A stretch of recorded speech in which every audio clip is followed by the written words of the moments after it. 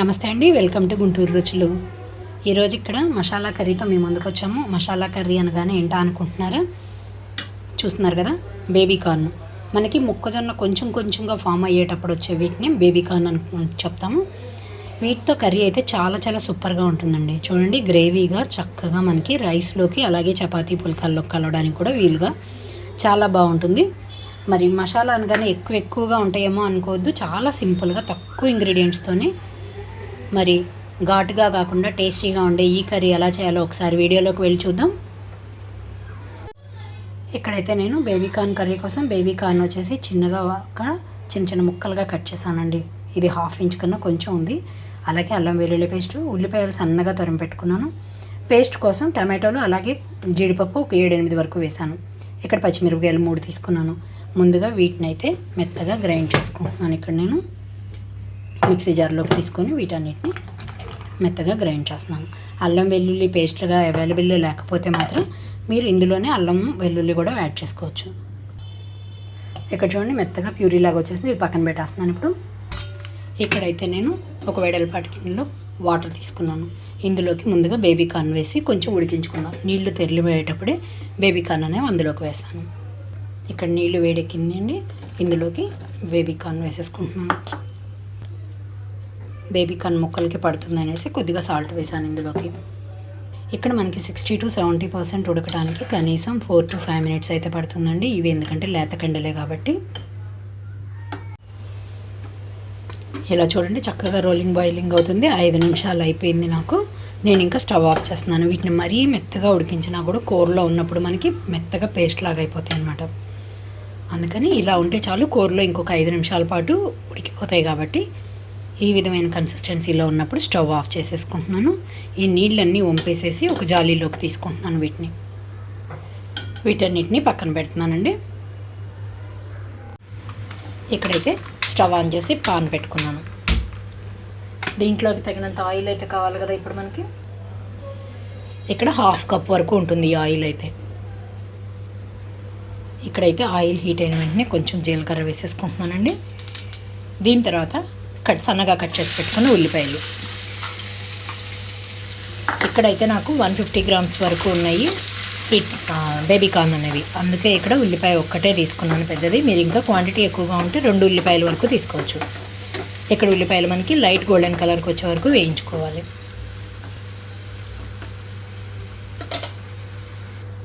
ఇక్కడ చూడండి, ఉల్లిపాయలు ఒక 2-3 నిమిషాల తర్వాత సాఫ్ట్ కలర్కి అయితే మారిపోయినాయి. ఇంకొక 2 నిమిషాలు నేను ఇలాగే ఉంచేస్తున్నానండి. ఇప్పుడు నేను లో ఫ్లేమ్లోంచి మీడియం ఫ్లేమ్లోకి టర్న్ చేసుకున్నాను స్టవ్ని.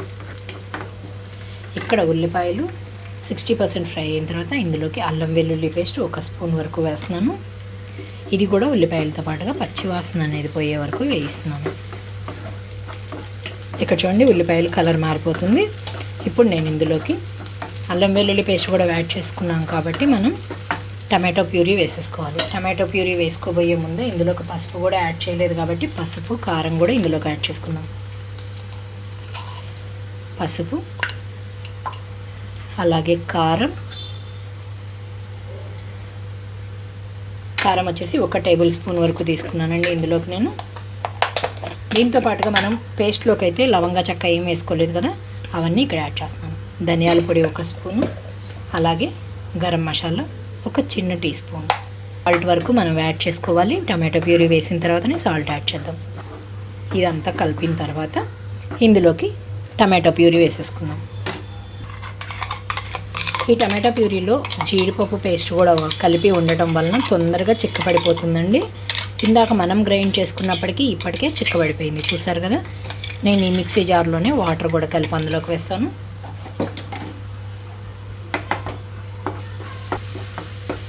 మనం ఇక్కడ ఇంతవరకు పచ్చిమిరపకాయలు వేయలేదు కదా, ఇప్పుడు కొన్ని పచ్చిమిరపకాయ ముక్కలు వేస్తున్నాను.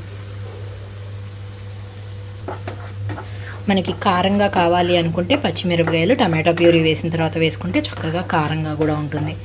ఇక్కడ ముందు మనకి ఆయిల్ అనేది పైకి తేలే వరకు కూడా వేయించుకుందాం. ఇక్కడ చూడండి, 2-3 నిమిషాల తర్వాత చక్కగా ఆయిల్ అయితే పైకి తేలిపోయింది మనకి. టమాటో పచ్చివాసన ఉంటే ఏంటంటే గ్రేవీ మనకి పుల్లగా అనిపిస్తుంది. టమాటో పచ్చివాసన పోయే వరకు ఇలా వేయించుకుంటే గ్రేవీ అనేది చక్కగా మంచి టేస్ట్గా కూడా ఉంటుంది. చూసారు కదా, ఆయిల్ అంతా పక్కకి స్ప్రెడ్ అయిపోతుంది. ఇప్పుడు నేను మిక్సీ జార్లోకి వాటర్ తీసుకొని ఆ వాటర్ని అయితే ఇందులోకి వేసేస్తున్నాను. ఇక్కడ ఒక హాఫ్ కప్ వరకు తీసుకున్నానండి.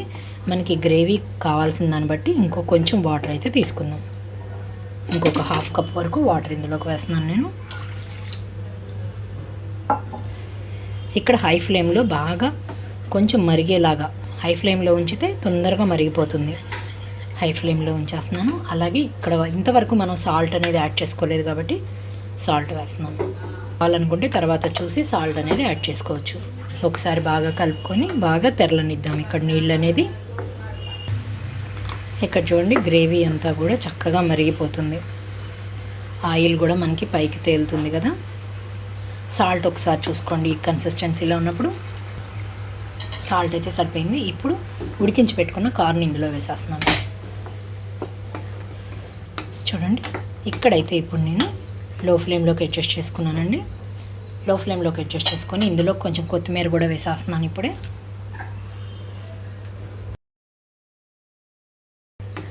చక్కగా గ్రేవీ కూడా దగ్గరగా అయిపోతుంది. ఈ లోపల మిగిలిన 20% కూడా ఇక్కడ కుక్ అయిపోతుంది. 20 to 30% కూడా.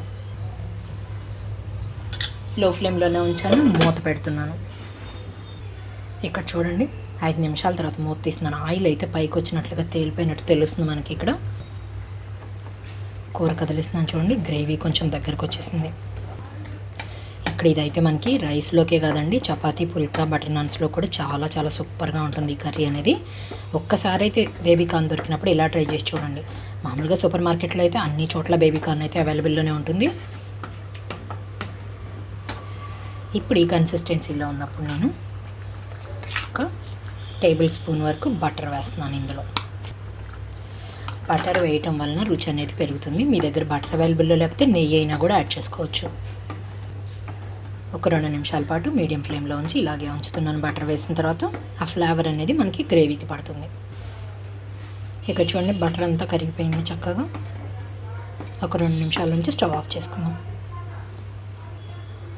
ఇంకెక్కడైతే స్టవ్ ఆఫ్ చేసేసానండి. ఒక 2 నిమిషాల పాటు ఇలాగే ఉంచేస్తున్నాను. సర్వింగ్ బౌల్లోకి తీసుకుంటున్నాను. ఇంకా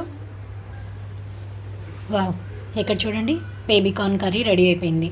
మరి రైస్తో పాటు చపాతీ, పుల్కా, బటర్ నాన్స్ వాటిల్లో కూడా టేస్ట్ చేసి చూడండి.